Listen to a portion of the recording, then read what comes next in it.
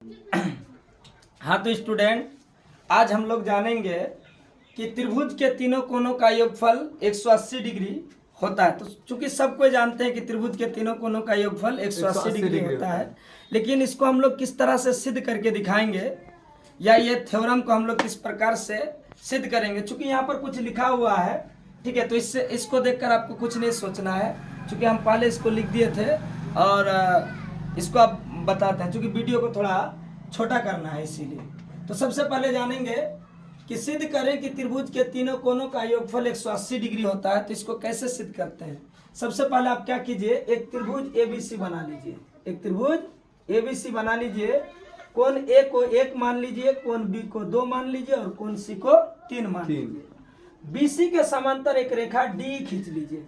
तो चलिए क्या किए हैं, एबीसी एक त्रिभुज बना दिए हैं और बीसी के समांतर डी खींच लिए हैं। ये आपका हो गया डी जो खींचे हैं, ये आपका रचना में आएगा। तो सबसे पहले हम क्या लिखे हैं, माना कि एबीसी एक त्रिभुज है जिसमें कोण एक बराबर कोण ए, कोण बी बराबर कोण 2 तथा कोण सी बराबर कोण 3। तो सिद्ध करना है कि कोण ए प्लस कोण बी प्लस कोण सी बराबर 180 डिग्री। यहाँ रचना में क्या लिखे हैं, डी समांतर बीसी खींचा, डी समांतर बीसी खींचा। तो सबसे पहले प्रमाण को देखते हैं। टी रेखा पर ए बी तथा एसी रेखा बिंदु ए पर स्थित है, इसीलिए रैखिक युग्म अभिगिरित से क्या हो जाएगा, हम लोग जानते हैं किसी रेखा के एक ही ओर बने सभी कोनों का योग, चाहे आप कितना कोण में उसको डिवाइड कर दीजिए, जितना भी कोण में डिवाइड कीजिएगा सबको जोड़िएगा, ऐड कीजिएगा, उसका योग कितना होगा, 180 डिग्री। क्यों? रैखिक युग्म अभिगिरित से। एक ही रेखा के एक ही ओर एक ही बिंदु पर 180 डिग्री का ही कोण बनेगा, उससे ज्यादा नहीं बनेगा। तो यहाँ पर लिखिए कोण 4, यहाँ पर देखिए कोण 4, कोण 1, कोण 5, तो तीनों को जोड़ दिए 180 डिग्री। कोण 4 प्लस कोण 1 प्लस कोण 5 बराबर 180 डिग्री। समीकरण 1 रैखिक युग्म से।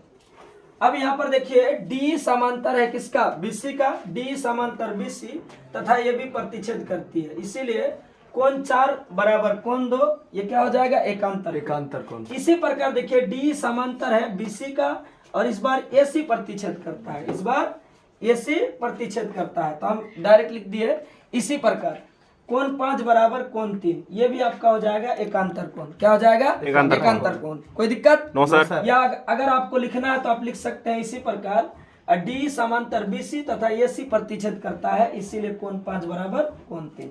अब यहाँ चूंकि समीकरण 1 में समीकरण 2 और 3 का मान रखने पर समीकरण 1 आपका क्या है, कोण 4 प्लस कोण 1। चलिए इसको हम इस तरह से लिख देते हैं, कोण 1 प्लस कोण 4 प्लस कोण 5 बराबर 180 डिग्री।